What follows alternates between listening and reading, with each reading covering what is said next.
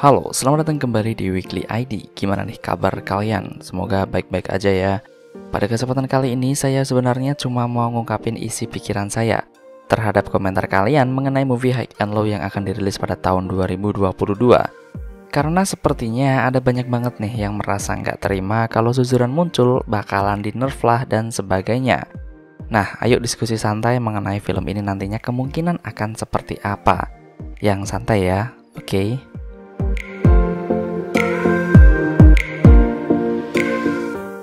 Oke, sepertinya banyak yang berpikir kalau Suzuran bakalan di-nerf layaknya Hosen yang di-nerf ketika melawan Oyakoko, di mana dua petinggi Hosen, Yuken dan Genzo kalah dari Fujio dan Todoroki.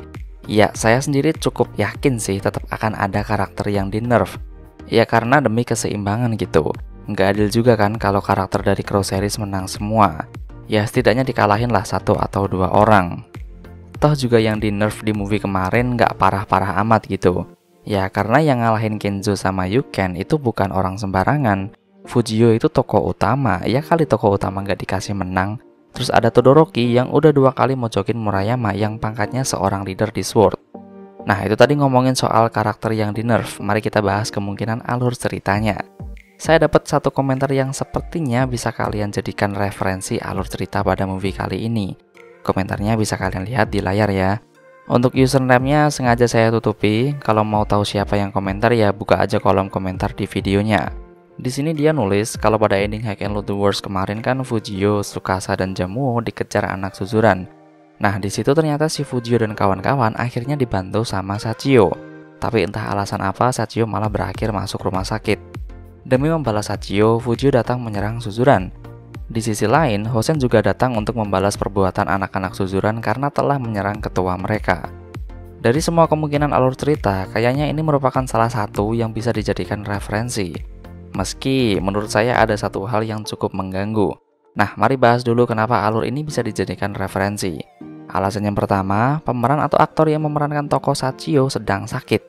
Dari info yang beredar, Jun atau pemeran tokoh Sachio itu sedang sakit dan tidak memungkinkan untuk ikut andil dalam film kali ini.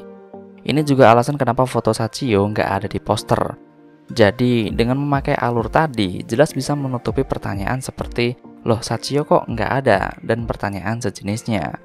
Alasan yang kedua, alur ini mirip dengan alur movie sebelumnya. Kalau kalian ingat alasan kenapa Fujio dan Sachio menerima tantangan perang, ya karena rekan mereka diserang. Dan seperti yang kalian tahu, Fujio dan Sachio sendiri sudah bisa dikatakan sebagai seorang teman atau rekan. Jadi kalau Sachio kena serang, sudah pasti Fujio akan bertindak. Kalau Fujio saja bertindak, apalagi anak-anak Hosen kan? Alasan yang ketiga, tidak ada unsur aliansi. Jadi saya nemu komentar ini, yang secara alur manga memang begitu. Jadi Hosen itu tidak pernah beraliansi dengan sekolah manapun. Tapi di movie sebelumnya kalian melihat sendiri kan kalau Oyakoko dan Hosen bekerja sama untuk mengalahkan Kidra. Oke, saya jeda sejenak dulu. Tolong bedakan antara kata kerjasama dan kata aliansi. Dua kata itu beda loh cuy.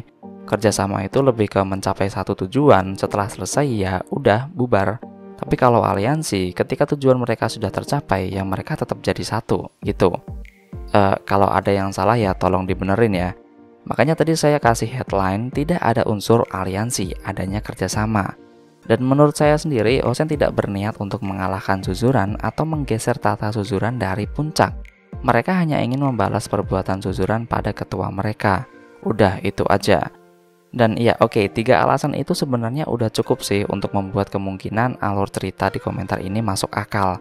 Nah, satu hal yang mengganggu saya adalah, kalau emang bener nih alurnya bakalan kayak gini, kok saya ngerasa Suzuran malah menjadi sosok villain atau penjahat ya?